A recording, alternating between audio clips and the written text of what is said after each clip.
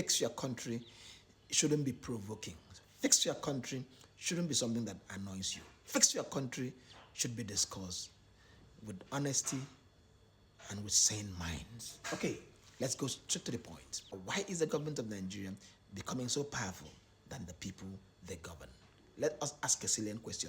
One important question, not just asking this question and go home to go and rest, but asking these questions and demanding the right thing to be done. Where is the 7 billion US dollar savings from the subsidy of petroleum products that the government took off in 2023? Before this government came to power, about 7 billion US dollar was spent annually in petrol subsidy. And when this government came to power, they said that they are going to remove fuel subsidy so that they can develop the country. Where is the 7 billion going to?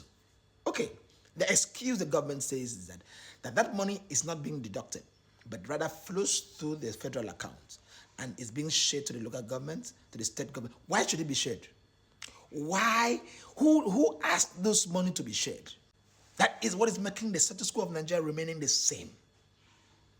The money keeps on going to the politicians and they keep on eating fat while the poor Nigerians are still suffering.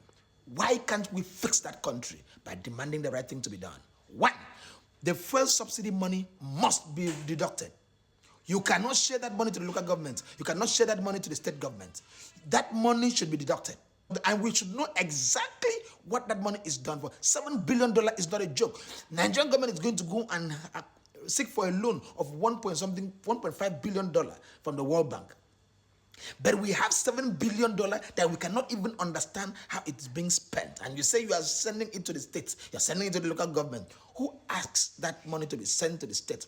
Who controls the state? Politicians. Who control the local government? Politicians. Why can't we have a discussion that yields meaningful results? I like provoking the system. Where is the 7 billion? I'm not scared of anybody.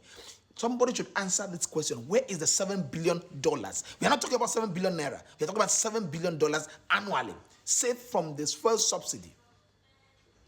It doesn't even add up. There should be specific projects, national projects, that money is used for, and we know that this year 7 billion was spent on this project. But the government will go and borrow 3 billion, 2 billion, 1 point something billion. And meanwhile, there's a $7 billion that has been deducted from National Treasury every year. And you say we shouldn't discuss this, and nobody cares about to ask this question and demand the right thing to be done. We must reverse those money. That money must be reversed. We should not send that 7 billion to the states. The states were surviving with their normal allocation before the 7 billion was deducted. Local governments was being run normally before that 7 billion was deducted. So let the status quo remain. Let that 7 billion be accounted for. We can't continue like this and everything is fine. Why should it be so?